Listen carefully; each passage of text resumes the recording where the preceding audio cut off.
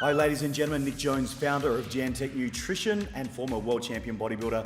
The lat pull down, folks, we get asked, and I get asked personally, what is the best way to do a lat pull down? How do you do the lat pull down to engage your lats?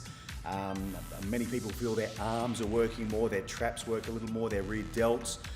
But there are so many variations, there's no one way to do a lat pull down, and please don't let anybody say there's one and only way, because there is a variety of ways. There's a variety of grips, overhand, underhand, there's the width, there is the part of the back that you're accentuating with those different widths and grips. So I'll take you through a few now. So we can do wide grip overhand behind the neck. Now this is pretty unusual these days to do behind the neck. It's not performed often, but if you have good flexibility, particularly through your pecs and internal rotators in the shoulder, behind the neck's great. It's a great exercise. The good thing about behind the neck, it forces you to retract and squeeze your shoulder blades or scapula together. Retract, squeeze the shoulder blades together, and this is crucial for every back movement.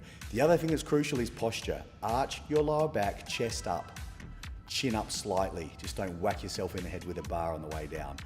But squeeze those shoulder blades together and down. They move first. Shoulder blades down and back, and then the elbows flex. Okay, squeezing the upper back. Squeezing the upper back. Squeezing the upper back. So this works all across the upper back. So we work your mid traps, your lower traps, your rhomboids, your teres muscles out underneath the rear delt. Of course, we're always going to hit the rear delt and the bicep. There's no doubt we're going to do that. But overhand and wide with good posture and good scapular retraction is going to work the whole of the upper back very effectively. We'll engage the lats, but not as much as a closer grip. Right, so then we've got wide grip to the front. Again, arch the lower back. This time really over accentuate that posture, chest up, chin up, looking up. Again, squeezing those shoulder blades or scapula, squeezing them together, down, in together and back to squeeze the upper back. Squeeze. Scapular retraction, squeeze. And again, that's the leading part of the movement, is the scapular retraction. Scapular retraction and squeeze. So there we go, another great movement for the upper back. You really feel that in your rhomboids, in your teres muscles, and again, your lower and even mid traps. A little bit in your lats, always. Most trainees think that the wider the grip, the wider your back's going to be, or the more the lats it's going to hit. It's generally opposite. The old information on biomechanics when I've been studying is when your grip's a little closer and the elbows are drawn into the midline of the body, you're going to activate your lats even more. So let's do another grip. Overhand, closer, about mid-range. Again, arch the lower back, chest up, chin up. Crucial, absolutely crucial here to get scapular retraction.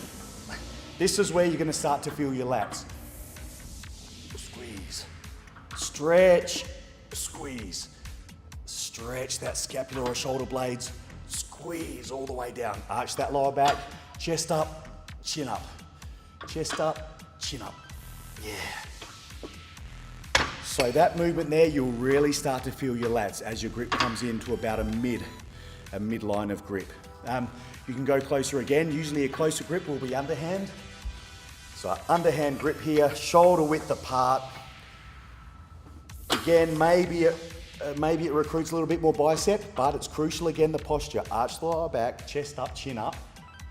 Squeeze the shoulder blades down and back. Almost squeeze a grape between your shoulder blades, at the bottom of your shoulder blades. Stretch and down. Oh, stretch, squeeze the scapula. Stretch, squeeze the scapula. So you'll start to really feel your lats a lot on this movement. You're always going to hit all parts of the back. Even here, you can feel the rhomboids and lower traps. You can feel the rear delts. You're still going to hit the rear delts. You're still going to hit the biceps, but it's quite simply that the wider you go with the grip, the more upper back you actually hit, because your elbows are out to the side.